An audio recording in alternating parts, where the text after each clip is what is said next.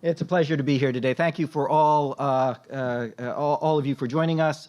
Thank especially to all of you who've been part of this MAAPS First in the World study over the last 4 years. Lots of hard work. And I have the role of kicking off the morning session where we're going to talk about MAAPS in some detail by first setting the context for why this MAAPS project was indeed the first large research study undertaken by the University Innovation Alliance, and then sharing a little bit about some of our experiences and particularly some of the lessons that we have learned.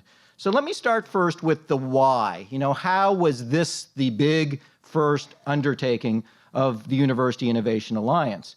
I think the story does begin 5 years ago this month, just across the river in the Ronald Reagan Conference Center, where we had the kickoff for the University Innovation Alliance. And as Bridget was just explaining, the presidents that came together to form the alliance were motivated by some things that are very wrong in higher education across the United States. One of the charts that Michael Crow shared that very first meeting, that first public session, was the one you're looking at. I wish I could say that the data are no longer pertinent, but they are just as pertinent now as they were 5 years ago. What this captures is the inequities in higher education attainment across the United States. New York Times data that shows the discrepancies between the likelihood that you'll hold a college degree, whether you're in the top part of the economic spectrum or the bottom part. And what you can see back in 1970 is the gap was actually smaller than it is today. Today, it's about a 10-to-1 difference. You're about 10 times more likely to hold a bachelor's degree if you're from the top 25% of Americans by annual household income than the bottom 25%. And that's wrong, right? That shouldn't be the case. And oftentimes, there's a lot of finger pointing about that, including finger pointing by the post-secondary sector. This is a problem with K through 12. This is a problem with our communities and so forth. But what the presidents of the UIA got together to say is maybe so, but it's also a problem with us. It's a problem with higher education. It's a problem with our universities. It's a problem with our policies. It's a problem with our practices. And when you look at the very nature and structure of higher education from a global level, this indictment becomes even clearer. Here's some data about the resources that are available to college students across the United States today by sector.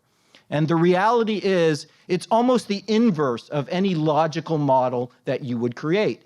If you're among the very wealthiest, very elitist, most prepared, most academically sound students, and can get yourself into Harvard, Duke, Emory, Penn, those sorts of institutions, once you arrive, you will have resources beyond imagination, student-to-faculty ratios of about 6-to-1.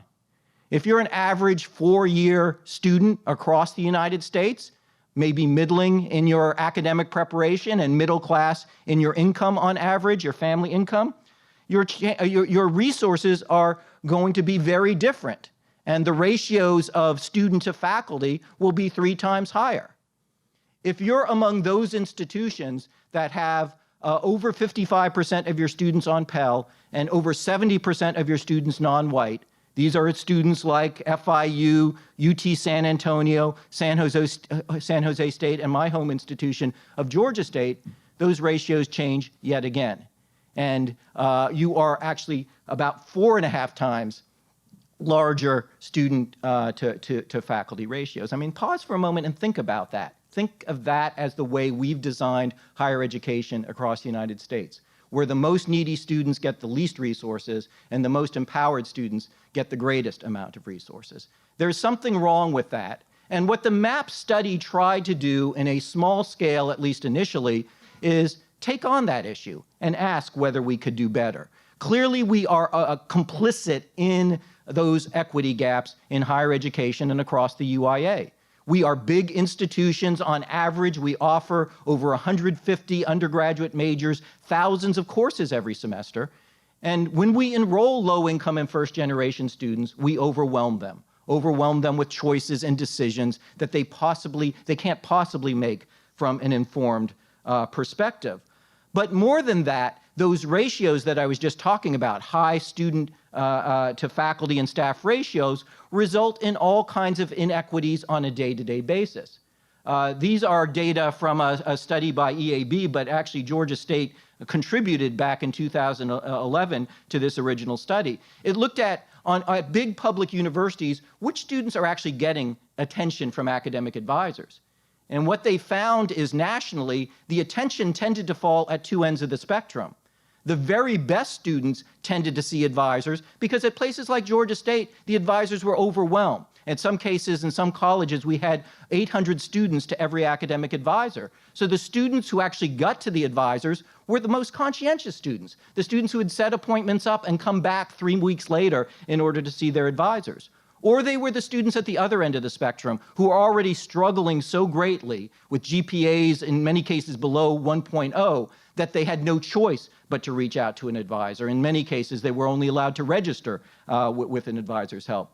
But what EAB found is that that murky middle, all those B and C students in the middle, were the ones who were often going without any kind of outreach, any kind of help. And these were precisely the students whose outcomes could be changed, who could be turned from college graduates to college dropouts to college graduates with the right intervention at the right moment. And you know, what is the cost of those kind of inequities when it comes to resources for our students? Well, you know, revealing the truth, this is the reality at Georgia State as of 2011. We were losing over 5,700 students every academic year to college dropout.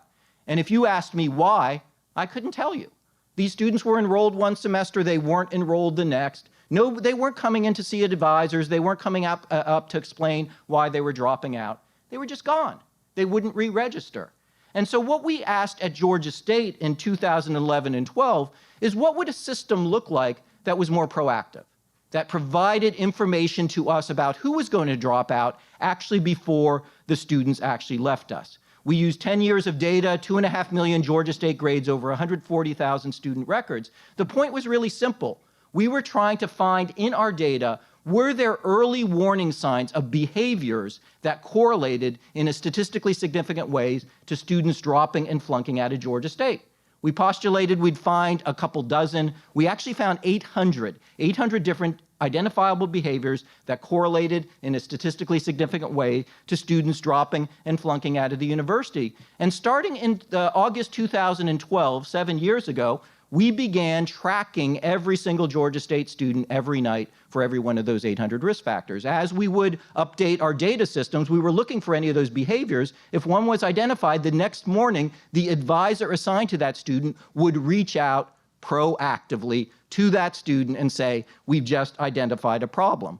What kind of things were we tracking? Mostly just common sense behaviors. We found in our data strong correlations between the first grade a student gets in his or her major and their chances of graduating on time. A political science student who gets an A or B in the first political science course, graduating on time above a 75% clip. The same political science student getting a C in that first course, graduating on time at a 25% clip. For generations, we'd been doing nothing with that C student other than passing them on to upper-level coursework, where 75% of them, the data revealed, would begin to struggle and collect Ds and Fs, and then maybe a year later, we would intervene if the student was still enrolled at all, and after they had dug themselves into a deep hole. So with this proactive approach, the concept was simple. Instead of waiting for those negative inevitabilities to occur, let's reach out to the student immediately. We also began taking seriously degree planning, MAAPS that actually show students what they should be taking from semester to semester. Most of our campuses had already been giving students these MAAPS, but we hadn't been monitoring where students were in their progression. And if a student got off track, for instance, they were required to get a B- or above in a math course, but ended up with a C, we hadn't been proactively reaching out to the student and saying, here's how your map is recalibrated. Here's how now you need to maybe go on a different detour and so forth to get back on track in the most efficient way possible. And so what Georgia State started doing in 2012 is monitoring every registration record and looking at these more personalized maps to recalibrate. What we then began to do is systematize this to the point where now on an annual basis, every 12 months, there are about 60,000 one-on-one meetings between our advisors and our students that are prompted by alerts coming out of this platform. Proactive outreach to students proactive advising. We didn't correct and we don't correct all 60,000 problems, but just 7 years ago, before we launched this approach, these were 60,000 problems that were going completely undiagnosed, right? Students were signing up for wrong classes, they were underperforming prerequisites, nobody was lifting a finger. And what has happened over this time period is significant. Over the years since we've launched our approach to proactive advising in August 2012, we've seen a 13 percentage point increase in our four-year graduation rate. We're graduating over 3,000 additional undergraduates every year, a 73% increase. And when you actually break down those graduates, the biggest group and the biggest gains are for the students who were struggling the most before we introduced proactive advising. So we're up 67%, or excuse me, 73% overall, but 186% over the same time period in bachelor's degrees conferred to Pell students. I say all this as background because I hope you begin to see how this particular project fits well into the basic mission and philosophy of the UIA. It is putting the mirror on ourselves as post-secondary institutions, saying there's a problem that we are creating, and it's looking at a hopeful intervention that directly addresses the needs and the goals of the UIA to increase college graduates overall, and specifically to increase college graduates among low-income students. So all of that introduction brings us to where we are this morning for a discussion specifically of the MAAPS project. And we did put in a proposal. In fact, we went through 2 rounds before funded in the First in the World program that at the time was being supported by the Department of Education and the White House. We got funded for one of the 2 largest grants that were part of this program, an $8.9 million grant, where we committed to, as a collective, tracking 10,000 low-income and first-generation students across a multi-year period and trying to observe in a random control trial the impacts of proactive data-based advising modeled roughly on some of the experiences that we had had at Georgia State. It's important to point out that this was only partly and in half a data study to look at results. It was also very explicitly from the beginning an implementation study, and you're going to hear a lot more about that this morning. What we wanted to do is not only understand the impacts on outcomes such as GPA, retention, and graduation rates, we also wanted to understand the ingredients that contribute to those outcomes and what can be learned from the implementation of a large-scale project like this. Probably the most exceptional thing about the MAAPS project is the fact that it did bring together 11 large public established institutions. Every member of the University Innovation Alliance signed on, and every member of the University Innovation Alliance has been part of this project on a day-to-day basis for every day, each of the last 4 years. That's exceptional in and of itself. In essence, what we pledged from an advising perspective is to do at least 3 things in common. One, for all the students in the MAAPS studies, we would do regular monitoring of them, ideally day-to-day monitoring of the students based on analytics-based risk factors. Secondly, all the students in the study, or at least the treatment group part of the study, would have personalized academic maps of the sort I was just describing that we had been employing at Georgia State. And third, that when anything went amiss, especially with regard to these first 2 bullet points, so risk factors were identified or students got off path for their assigned map, we would have timely, proactive outreach for the students. We wouldn't let the students, we wouldn't wait for them to self-diagnose their problems. We would reach out to the students. This project entailed some innovative new technologies. One of the things we developed across all 11 schools is a tool that advisors use, not universally loved, as many in the room will attest, that would track the nature of each and every meeting that they had with the treatment group students. What was the thing that prompted the meeting? Was it advisor reach out? Did a faculty member recommend the student come in? What was the nature of the advice that was given, and so forth? and we had common outcomes that we were tracking from a data perspective, but there was a whole list of other things that we've done over the last 4 years: training meetings, site visits, implementation studies, public reporting, and all of this under the oversight of an independent evaluator who you'll hear more from in just a few minutes, Ithaca SNR. So my role in the time that I have remaining is to share with you what I see as PI as a couple of the central lessons that we learned as part of this whole MAAPS project over the last 4 years. The first of these lessons, I'll say, and it's a really important one because it wasn't necessarily a truth before this project, that substantive collaboration, research collaboration across institutions is indeed possible. If you actually think of the complexity of this particular project and what it entailed, it really is amazing that we got the buy-in we did, and we kept that buy-in for a 4-year period. We're talking about working on data sharing agreements where institutions had to share data that was in some cases FERPA protected, and we had to go through certain legal procedures to be able to do that. Coming up with common data definitions, even simple things like what a GPA is, differs significantly from campus to campus. In some campuses, if students repeat courses, both attempts count towards GPA. In other campuses, only the highest, the best grade counts, or the most recent, and getting all of these data people to agree on the definitions. We had to create 11 different IRB procedures because each institution has its own research institutional review board. And I would say on average, each of these proposals took about 6 or 7 iterations to pass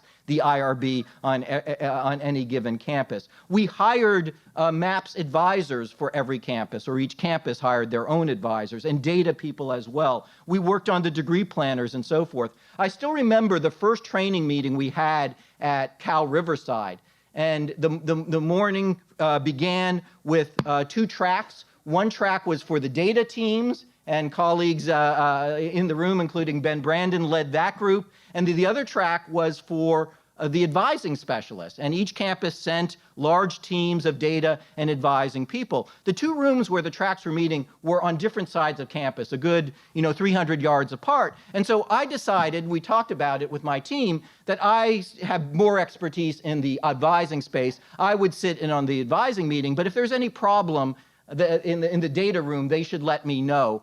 About 10 minutes in, I start getting texts from my data team saying, things are not going well in the data meeting. You better get over here.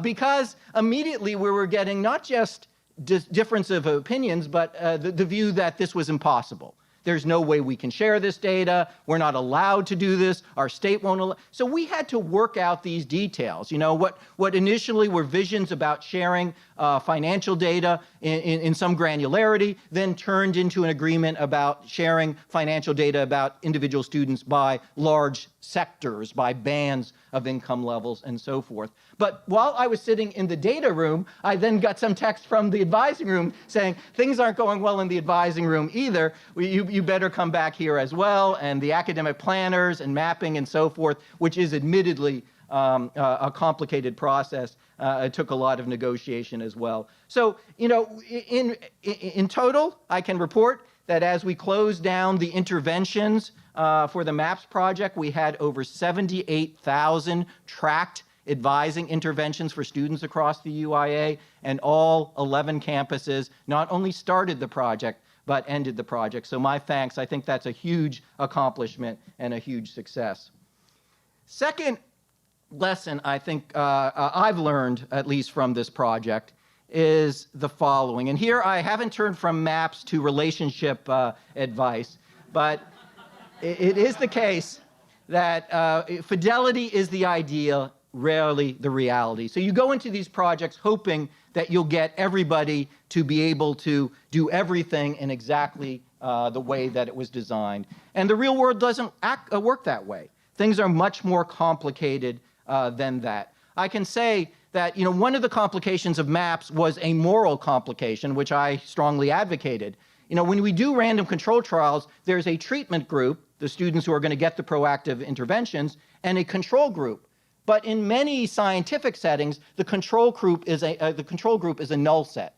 You can't have a control group when it comes to academic advising and say to these students, you know, we'll take a few thousand students and give them no advising over the next 4 years. We'll just ignore them, and if they come knocking, we won't answer. So what we agreed to is what the control group would be the business as usual practices on any campus, meaning that every student in MAAPS, whether they were in the control group or the treatment group, would at least get the services that that particular campus provides in advising for all of its students, which meant that we had very different control groups from campus to campus. In the most explicit case, Georgia State had already been doing proactive advising for 4 years. So the difference between the MAAPS and the treatment group and control group, you know, it takes some adjustment, and we have to keep that into account. Secondly, these advising tools were largely new.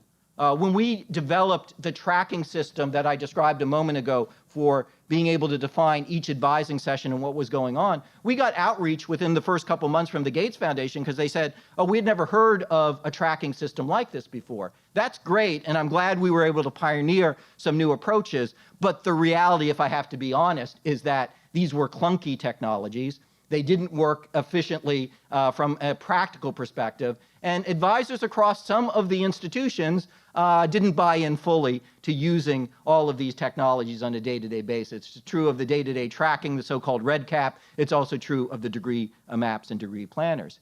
Third, as I mentioned, we had to hire advisors for each campus, and there was a lot of turnover.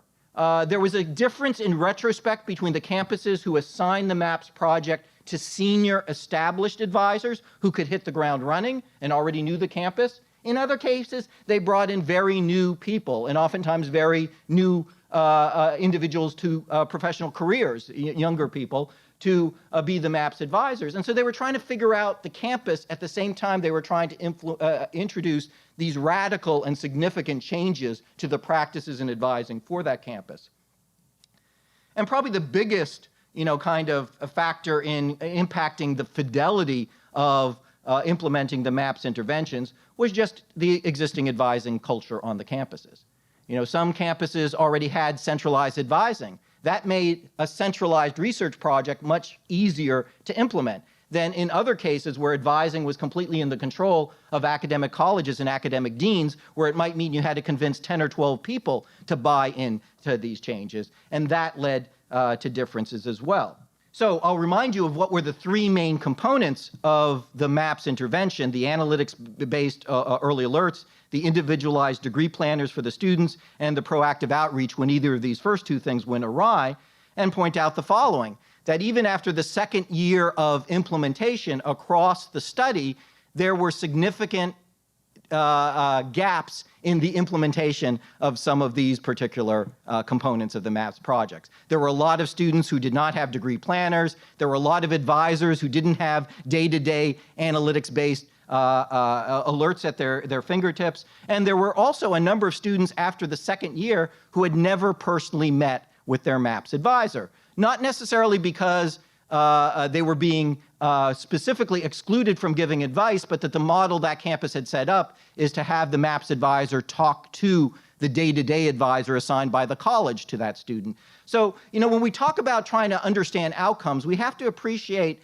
that not all of these 11 different sites were implementing exactly the same project in the same way. Which leads me to my third lesson learned, which is, you know, change takes time. This was a significant change in operations for just about every campus, to go to a model in which data becomes the tool that advisors are using on a day-to-day basis, and outreach is immediate, ideally within 48 hours after a problem is addressed.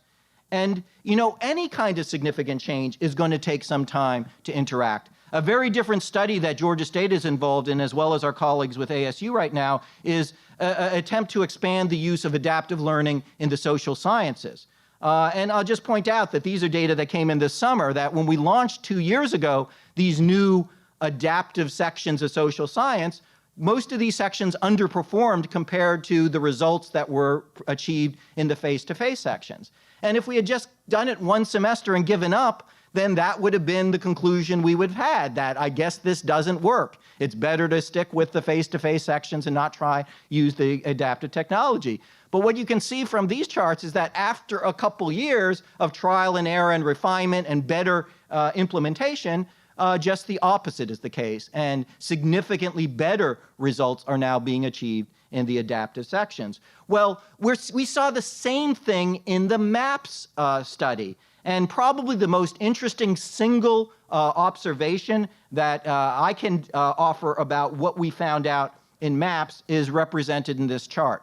That we were looking for statistically significant improvements in student outcomes for the treatment group students in each campus compared to the control group students. In year one, there was only one campus that showed that statistically significant improvement, and that was Georgia State. Not surprising, because we had been the campus that had been implementing these types of interventions for years, and we also assigned senior advisors to lead the MAAPS project, so there was kind of a seamless movement to this even more intensive delivery of proactive advising. But what was really fascinating, some people concluded after year one, in fact, there's at least one press piece that concludes this, didn't work for anybody else, just works at Georgia State. But by year two, Purdue had emerged as a campus with statistically significant improvements. It takes time to begin to make these changes and introduce them. And we just finished running the data for year three, and University of Texas emerges as an institution that has statistically significant findings. And I just learned this morning, more recently than I can even add to my slides, but our friends from Ithaca will share this in just a few minutes, that if you look at, exclude year one, because in many cases campuses were struggling to implement this new and very different type of approach to advising, there are now 2 additional campuses that emerge as having statistically significant findings when you look at what's happening over year 2 and 3 of the studies. Which brings me to my 4th and final lesson learned, and I need to give you a little background for this particular lesson, because if my friends in the room have learned anything about me over the last 5 years of working as part of the UIA, you know that I live my life by the words and wisdom of Taylor Swift. I used to go to faculty meetings, leave angry and frustrated, and then I learned that haters gonna hate. And I need to shake it off. Shake it off. And I used to have these frustrating, fractured relationships with vendors. We would drop them. They would still be calling 6 months, 12 months later. And then I finally decided I would just tell them, we are never, ever getting back together again, ever. And some of you know that I had the honor of receiving the McGraw Prize last year. I think less well known is the fact that during the ceremony, Kanye actually came up and argued that Beyonce deserved the McGraw Prize.